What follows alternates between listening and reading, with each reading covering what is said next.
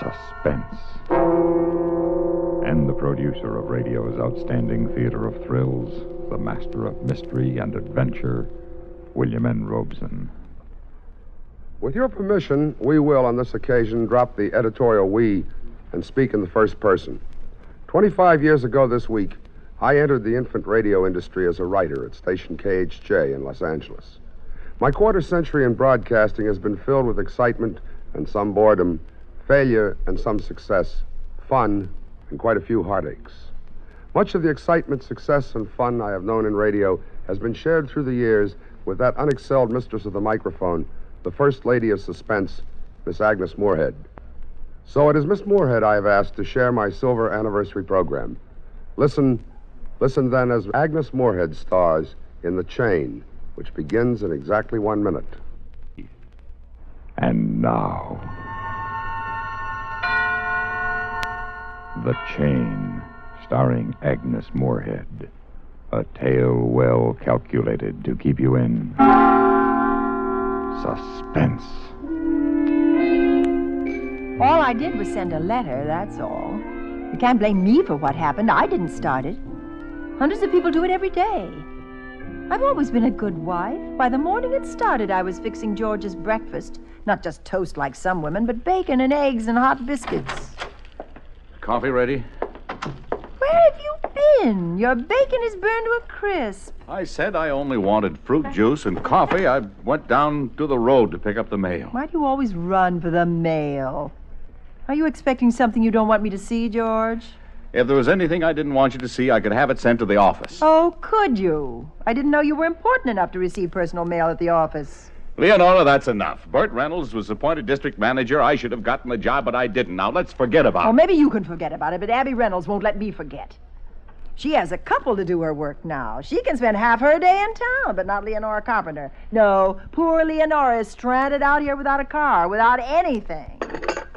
Here's your coffee. What was in the mail? Just this letter for you. For me? Who was it from? I don't know, Leonora. I don't open your mail. Well, you needn't be so sarcastic. Oh, dear. From my cousin Emily. One of those ridiculous chain letters. This letter was started by a holy man in Tibet to end all evil. You must make 2 copies and mail them to others within 24 hours or the chain will be broken. Whoever breaks the chain will meet with evil. A Navy pilot broke the chain and was killed in a crash 2 days later.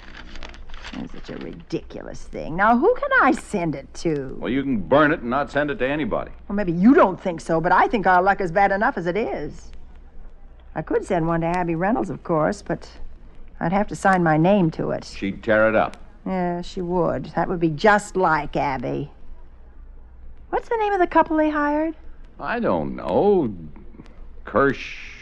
Something or other. Kirchevsky. Peter Kirchevsky. Peter Kirchevsky. You're not thinking of sending a copy to him? Why not, George? Why not? Well, it's absurd. Why, you don't even know the man. Well, I send one to him and he sends one to Abby. He probably won't send it to anybody. Oh, but he will, George. He's a foreigner, isn't he? And they're all so superstitious.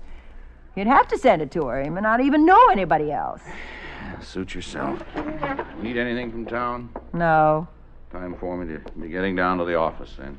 You never used to leave so early, George. You used to eat a big breakfast. I'm just not hungry. Well, maybe you'll be hungry by the time you get to town. Then you'll have time for a second breakfast at the drugstore. Maybe. You might even meet Miss Holden. She probably has her breakfast there. Leonora! She's very pretty, George. Not at all like your former secretary. Betty Holden is a very efficient girl. If she's pretty, I've never noticed Well, it. notice it, George. Notice it while you're having your second breakfast. I'll see you at dinner, Leonora. George didn't fool me a bit. He never did. After I cleaned up the kitchen, I sat down with a letter. I made a copy and addressed it to Mr. Peter Kirchevsky, care of Mrs. Abby Reynolds. Then I made a second copy. Whoever breaks the chain will meet with evil. And I sealed it in an envelope and addressed it to Miss Betty Holden.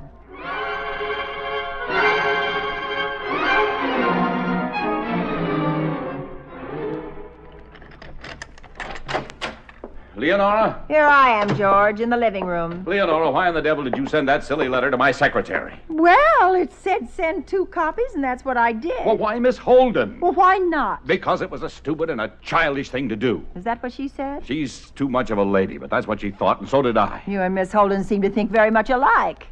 It's a pity you're not married to her.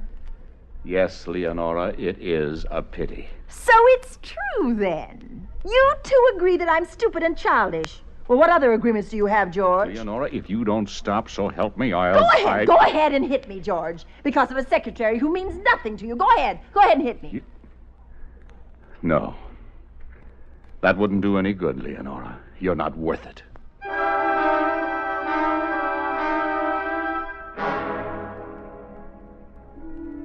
I knew they were talking about me.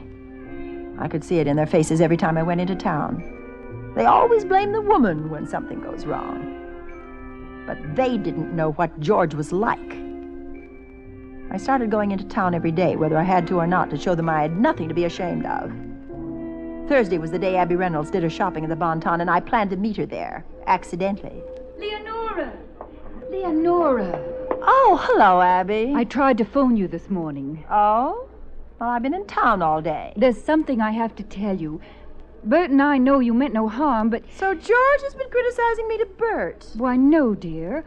I mean about the letter, the chain letter you sent to Peter Kerchevsky. Well, what harm could that do, Abby? None. That's what Bert tried to tell him, but he's a very strange man. And, well, you see, Leonora, his wife died yesterday. Oh, no. No, Abby. But what is that He got the letter a few days ago.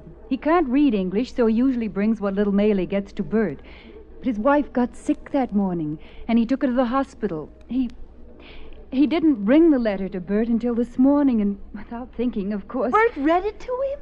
He tried to reason with the poor man, but Mr. Kerchevsky didn't seem to hear. He just kept staring, and then he turned and walked out of the house. He blames me? He thinks it's my fault? Why did you ever send it to him, Leonora? Why did you pick him? Well, I meant no harm, Abby. I swear it. I meant no harm.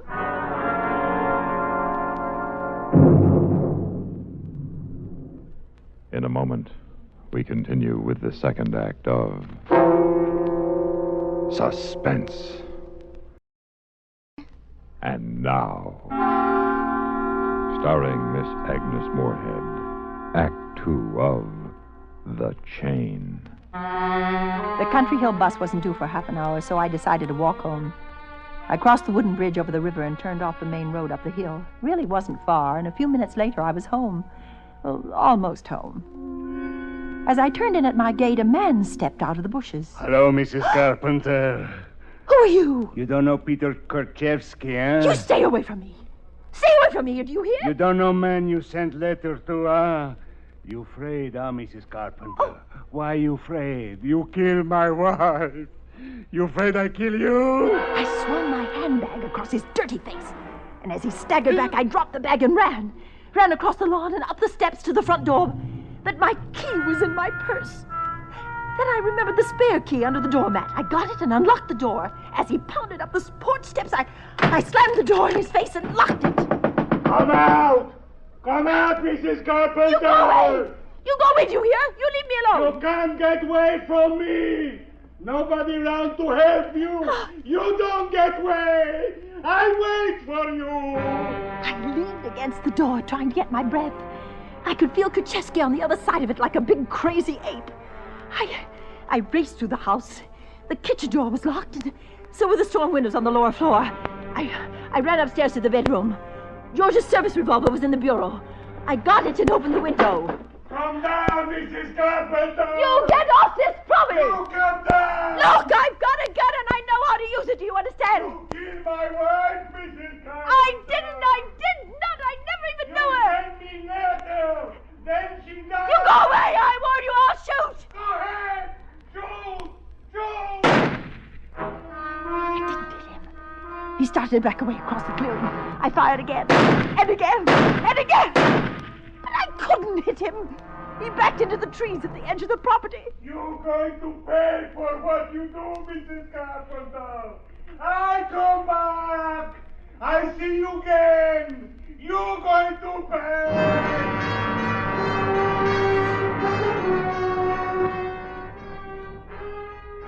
I gripped the gun and waited till I saw him going down the road toward town. And then I unlocked the bedroom door and slipped down the stairs to the telephone. Number, please. 3417. 1 minute. Castle Insurance Company, Mr. Reynolds speaking. Bert, this is Leonora. Yes, Leonora. Let me speak to George, please. I'm sorry, he's out for the afternoon making some calls. Is Miss Holden there? No, I think George gave her the afternoon off. Oh, I see. Anything I can do for you, Leonora?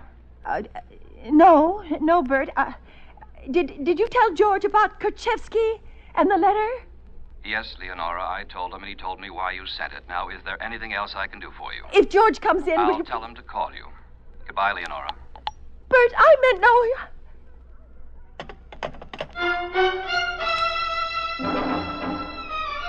George knew. He knew, and Betty Holden knew. She was with him in town, keeping him there. This is what they wanted. They wanted something to happen to me. Well, there was still the police.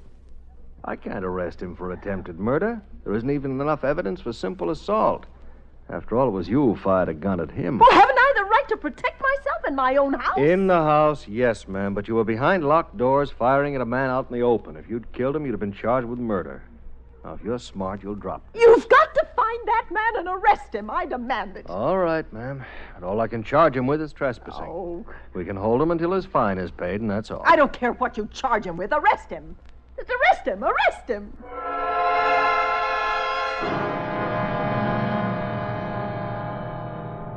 It began to get dark after the police left, and I sat there listening to every sound. Then it started to rain. I heard it against the roof and the windows, and it frightened me. If somebody came up to the house, I wouldn't be able to hear them. 7 o'clock came, then 8, 9, 10. I didn't dare turn on a light. I heard the hum of a motor and the strange sound it made skidding along Country Hill Road. It was George. It just had to be George. The headlights flashed through the windows as the car turned into the drive, and a moment later, I heard his key in the lock. Leonora. Surprised to see me, George? Well, all the lights were out. I thought you were in bed. Is that what you thought? Is that why you waited so long to come home? Where were you? Where I go is no longer any concern of yours. You were with her. All right, Leonora, I was for the first peaceful evening in 10 years, but not the last. What are you saying, George? I'm going to divorce you, Leonora. I'm moving into the hotel in town tonight. I'll stop you, George. There isn't anything I won't do to stop you. Oh, I know. I can depend on you for that. Wife doesn't mean anything to you, George. You don't know what I've been through. You don't know what happened today. I know you tried to kill a man with my gun. How do you know that? Everybody knows it. The police are looking for Kerchevsky. You have no feeling about what you've done to that poor, confused man, have you? I haven't done anything to him, the superstitious idiot. All I did was send a silly letter. That didn't kill his wife. Well, I don't want to talk about it. All I want's my clothes. You can't have them. I won't let you. Well, then I can get others. Goodbye, Leonora. I forbid you to leave this house. Get out of my way. No, George, no, I'm your wife. Remember how things used to be with us. Let go of me. They can be that way again, George. Get out of my way. George, don't leave me. Don't leave me.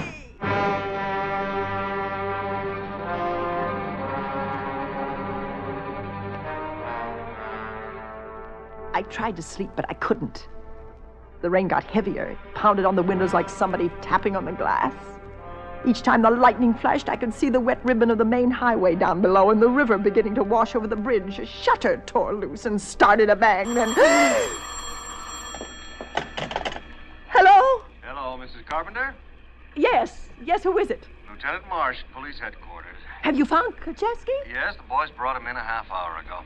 I did all I could. What do you mean? Well, trespassing is a minor charge, Mrs. Carpenter. Bail was set at $25, and Mr. Reynolds just came in and bailed him out. You mean he's free? You let him get away? Well, you've got to send somebody up here. You can't leave me alone if he's loose. I'm sorry, Mrs. Carpenter. There's a storm emergency. Besides, the bridge is washed out. And I'm tying up a line talking to you. Good night. Lieutenant! Oh. Operator. Operator, get me Mr. George Carpenter at the Clearview Hotel. sorry, but the lines are open for emergency service. But I must speak to him. I just must. I'm sorry.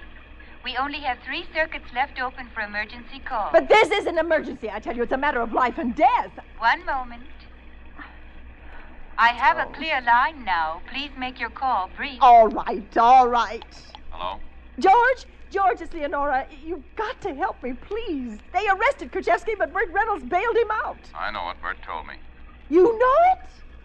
You let him do it. You want me to be killed. He took Krzyzewski home and put him to bed. But he won't stay there. He's crazy. You've got to come out here, George. I need you. The bridge is out. Well, he'll find a way to get here. Oh, do you want me to go mad, George? I'll give you your divorce. I won't fight it. I promise you, George. Only don't let me die. Leonora, you're hysterical. It's after midnight. George? George! Oh, please, George! George!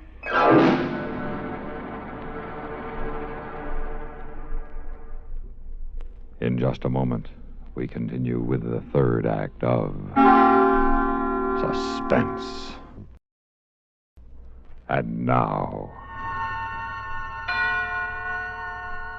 starring Miss Agnes Moorehead, Act 3 of The Chain. The line was dead. Dead like I was going to be dead. Krzyzewski would come. They didn't know it, but I did, so I sat there and waited. And then the rain stopped and the moon came out. I sat there listening to the ticking of the clock. It struck 1, then 2. And then I heard someone moving outside. I remembered what the officer had said. I couldn't shoot him until he broke into the house. He was fumbling with the door. He was forcing something into the lock. And then it clicked. The door swung open. He was framed in the center of it, and I fired.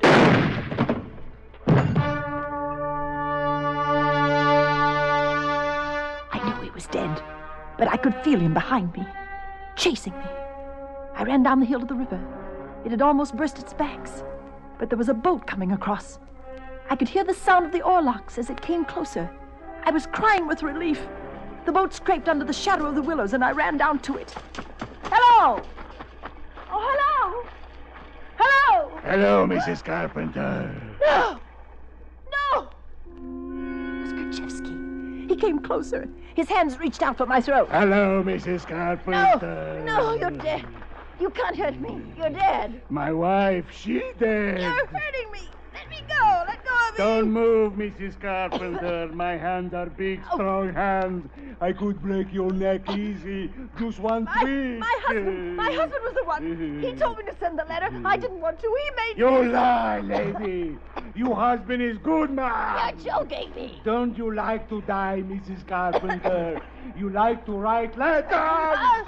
You like other people should die. I didn't mean to shoot you up there tonight. I thought you were hurt. I was coming down to get a doctor for you. But you just came across the river. You couldn't have gotten down here before me. George! It was George up at the house. I killed George. You kill your husband? I thought it was you. I mean... You want to kill me, but you kill him. You kill your husband, Mrs. Carpenter. You kill him. Now they make you pay. It was an accident, I tell you. It was an accident. Let me go. Sure. Let me go. Sure, I let you go now, Mrs. Carpenter. Go on, lady. Run. Run. Only where you got to run to.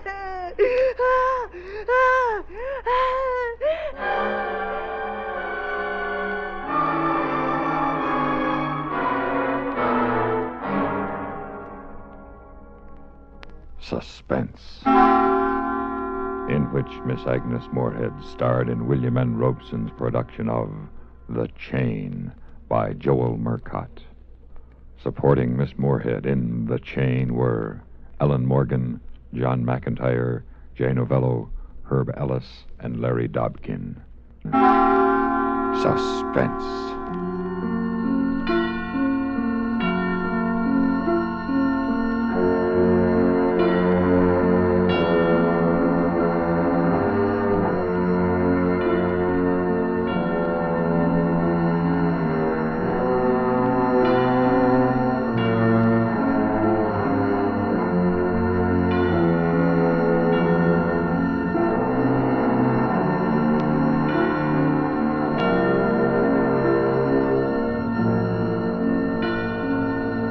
Suspense has been brought to you through the worldwide facilities of the United States Armed Forces Radio and Television Service.